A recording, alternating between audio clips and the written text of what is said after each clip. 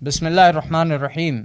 تیار ہو جائیں، اگلے الیکشن اگر ہوئے تو ملک کا وزیر اعظم اور وفاقی کابینہ ٹرانسجینڈرز اور ہم جنس پرستوں پر بھی مشتمل ہو سکتی ہے. پاکستان اب مثالی ترقی کرنے والا ہے، اتنی ترقی جو آپ نے بھی نہیں چاہی تھی. دجالی اسرائیل نے اقوام متحدہ میں مطالبہ کیا ہے کہ پاکستان میں ہم جنس پرستی کو جرم کی فہرست سے نکالا جائے اور قانونی تحفظ دیا جائے.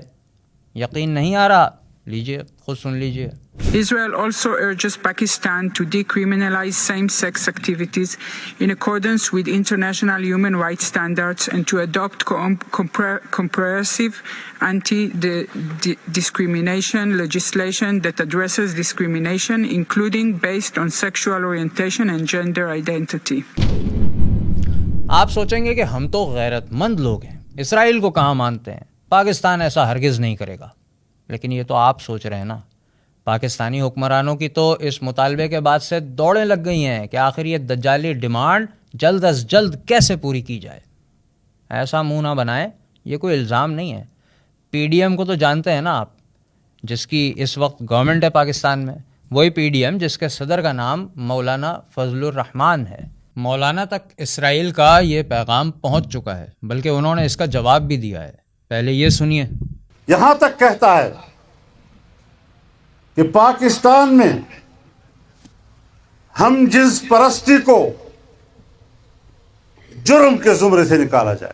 یہ وہ جنگ ہے جو ہم لڑ رہے ہیں، یہ تہذیب کی جنگ ہے. مولانا یہ جنگ کہاں لڑ رہے ہیں، کس میدان میں لڑ رہے ہیں، کوئی ہمیں بھی بتا دے. سینٹ کے میدان میں تو ان کی کوئی آواز سنائی نہیں دی.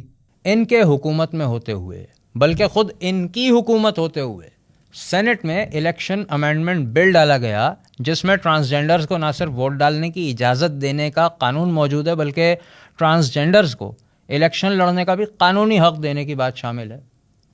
کیا کارروائی ہوئی سینٹ میں اور کیسے آنن فانن یہ بل پاس ہو گیا، خود دیکھ لیجئے.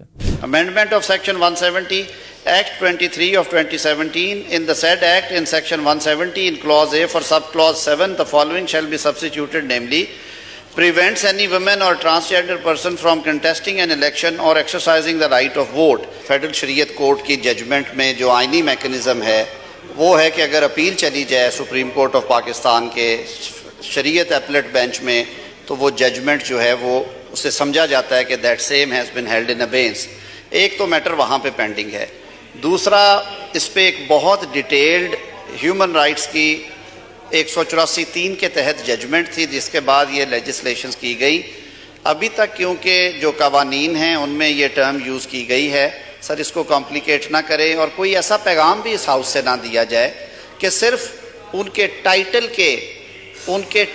کے فرق کی وجہ سے یہ بات کی جائے کہ انہیں ووٹ ڈالنے کا یا انتخاب میں حصہ لینے کا حق نہیں ہے. The question is that the amendment as moved be adopted. All those in favor of it may say aye. All those against it may say no. I think the ayes have it and consequently the amendment is adopted. آج بھی عوام کی اکثریت یہ سمجھ رہی ہے کہ ٹرانسجینڈر شاید انگلش میں ہیجڑے یا خواجہ سرا کو کہتے ہیں جو مظلوم ہوتے ہیں، بیچارے ناچتے گاتے رہتے ہیں. تفصیلات کے لیے شعور کے یوٹیوب چینل پر ہماری ویڈیوز دیکھ لیں، سب سمجھ آ جائے گا. فی الحال اتنا سمجھ لیں کہ ٹرانسجینڈر ہم جنس پرستوں کی عالمی کمیونٹی LGBT کی ایک اصطلاح ہے. یہ ایک خاص ٹرم ہے.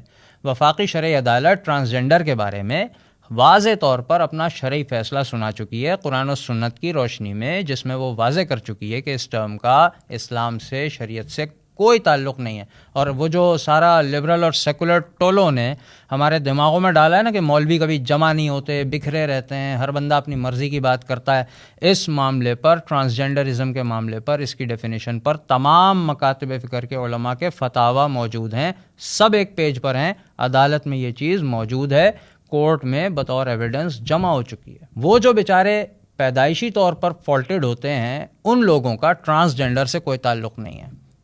وہ ٹرانسجینڈر نہیں کہلاتے، ان کو شریعت کی اصطلاح میں خنثی کہا جاتا ہے. اب خود سوچ لیں کہ LGBT کے ماننے والوں کو اسلامی جمہوریہ پاکستان میں قانوناً سزا ملنی چاہیے تھی نا، لیکن مل کیا رہا ہے؟ الیکشن لڑ کر حکومت میں آنے کا قانونی حق. اور یہ مطالبہ کس کے احترام میں مانا جا رہا ہے؟ مسلمانوں سے سب سے زیادہ محبت کرنے والے، فلسطینیوں کو ہر دم گلے لگانے والے راتوں کو جاگ جاگ کر اسلام کی حفاظت میں ساتھ دینے والے اسرائیل کے احترام میں. ایسا لگتا ہے نہ حکومت ہوش میں ہے نہ عوام.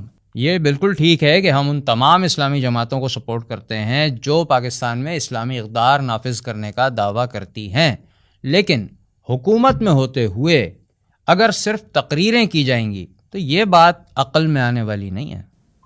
اور مولانا کی عزت کا دفاع کرنے کے لیے جو احباب کچھ کہنا چاہیں نا، کمنٹس میں آنا چاہیں، ان سے درخواست ہے کہ پہلے مولانا سے کہیں کہ اسلام کا دفاع کر لیں جس کے نام پر وہ ووٹ مانگتے ہیں، ووٹ لیتے ہیں اور آج کی حکومت کا اہم ترین پلر ہیں.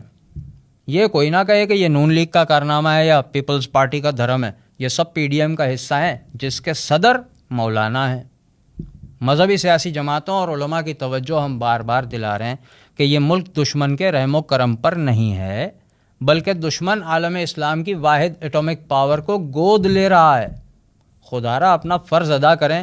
عوام آپ کی راہ تک رہے ہیں کہ آپ کب رہنمائی فرمانے کے لیے تشریف لائیں گے، یا پھر ہم اسرائیلی محبوبہ یعنی ٹرانسجنڈر گورنمنٹ کے استقبال کی تیاری شروع کر دیں.